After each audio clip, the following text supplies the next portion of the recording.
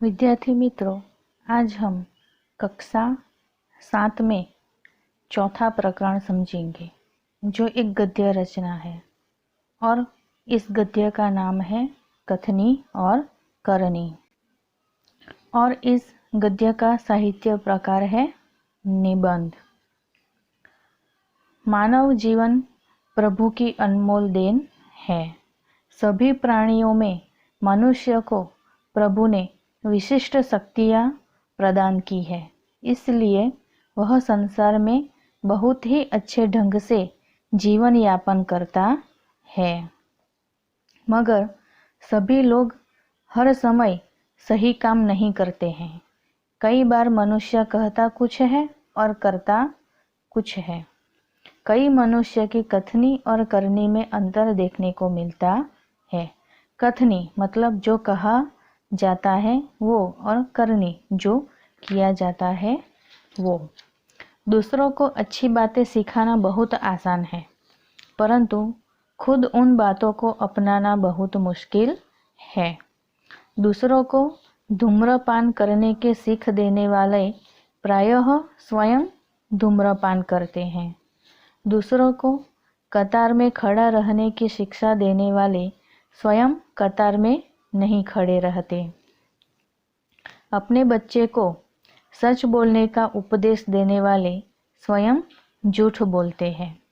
इस पाठ में कथनी और करनी का अंतर बताने वाले कुछ उदाहरण दिए गए हैं। विद्यार्थी मित्रों, अब हम इस गद्य को समझेंगे।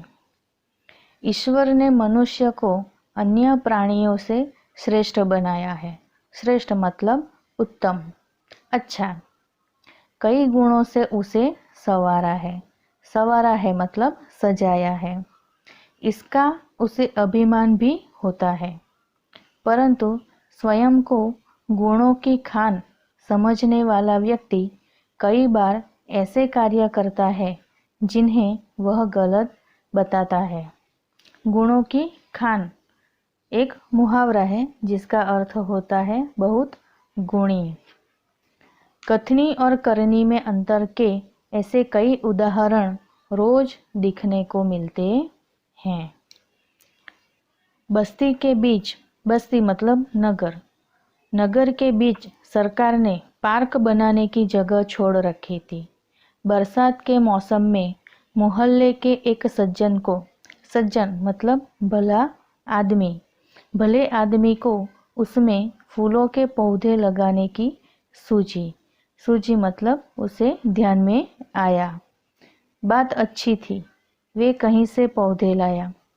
कतार से उन्हें रोपा। कतार मतलब पंक्ति। देखभाल की, पौधे बड़े हो गए। कुछ दिनों बाद फूल खिलने लगे। पार्क अच्छा लगने लगा। मोहल्ले के लोग सुबह शाम पार्क में टहलने लगे। फूल सबको अच्छे लगते हैं। पार्क में लोगों ने आने जाने से उन्हें यह लगा कि लोग इन फूलों को तोड़कर ले जाएंगे। उन्होंने एक तख्ती के ऊपर यह लिखकर टांग दिया कि फूल तोड़ना मना है।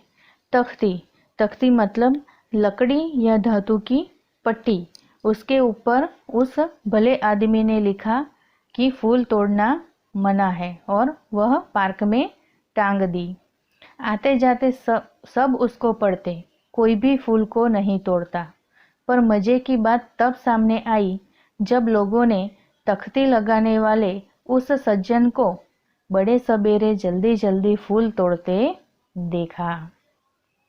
वे अपनी शर्म मिटाने के लिए बोले, पूजा के लिए तोड़ रहा हूँ। जिस काम को करने से उन्हें दूसरों को मना किया था, उसे वे स्वयं ही कर रहे थी।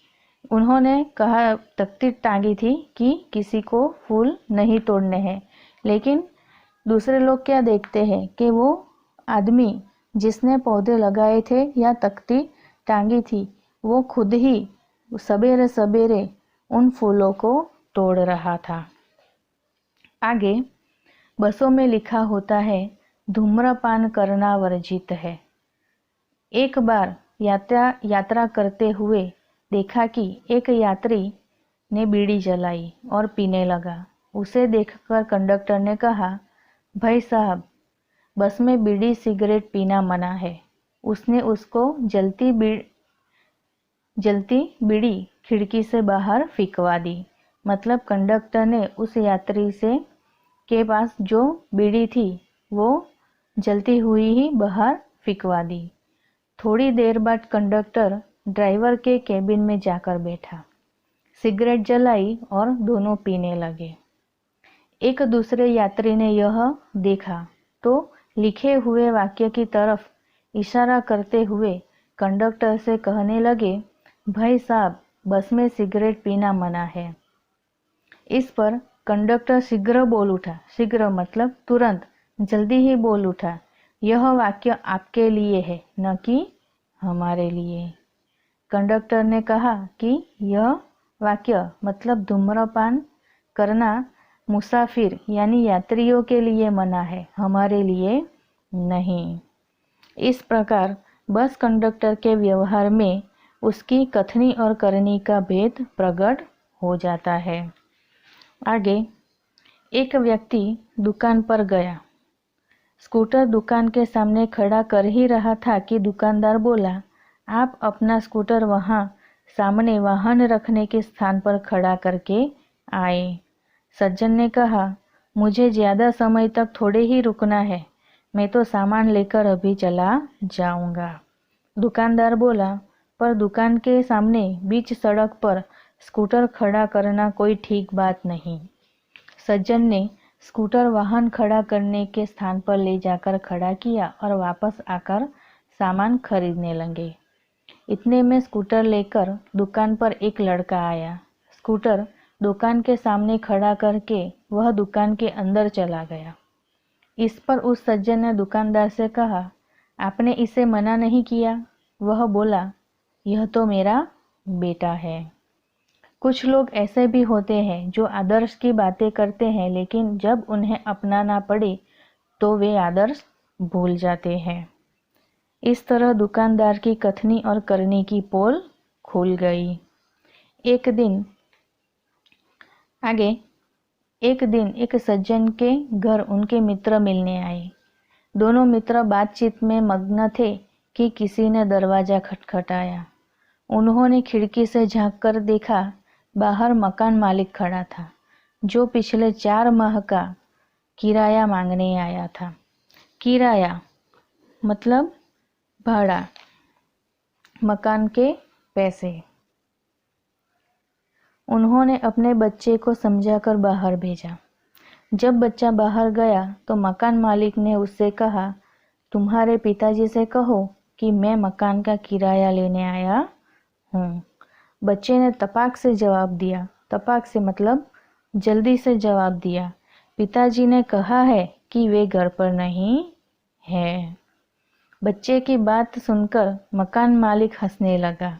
घर में बैठे मित्र के चेहरे पर भी मुस्कान आ गई, जिसे देखकर वे सज्जन पानी पानी हो गए। पानी पानी होना एक मुहावरा है जिसका अर्थ होता है बहुत लज्जित होना। इस तरह किराएदार मित्र को अपनी कथनी और करनी में अंतर के लिए शर्मिंदा होना पड़ा। आगे, एक सज्जन ने अपने पोते को यह सिखाया था कि हमें कभी किसी काम को गलत ढंग से नहीं करना चाहिए, सदा अपनी बारी की प्रतीक्षा करनी चाहिए। प्रतीक्षा मतलब इंतजार करना चाहिए। एक दिन की बात है, वे नल बिजली की बिल जमा कराने गए। साथ में उनका 8 वर्षीय पोता भी था। पोता मतलब पुत्र का पुत्र। बिल जमा करने वालों की लंबी कतार देखकर वे कोई उपाय सोचने लगे। उन्होंने खड़े हुए लोगों को ध्यान से देखा। आगे ही एक परिचित व्यक्ति खड़ा दिखाई दिया। वे तुरंत उसके पास गए और बोले, बेटा, ये बिल तुम घर पर ही भूल आए, लो इसको भी जमा करा दो।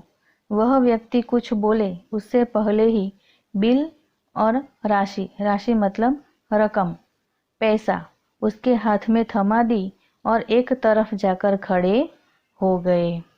पोता बार बार कहने लगा, दादाजी लाइन में लगिए ना। उसकी बात सुनकर लोग हंसने लगे। कई लोग ऐसे होते हैं जो आदर्श की बातें तो करते हैं, उन्हें अपनाते नहीं। इस प्रकार का आचरण अच्छा नहीं होता। ऐसा आचरण मतलब व्यवहार, ऐसा व्यवहार करने वाले को कभी सम्मान नहीं मिलता। वे हंसी के पात्र बनते हैं। इसलिए हमें कथनी और करनी में सदैव मतलब हमेशा समानता रखनी चाहिए। हो कथनी करनी एक समान, जग में मिलता तब सम्मान। इसके साथ ही यह गद्य यहाँ समाप्त होता है।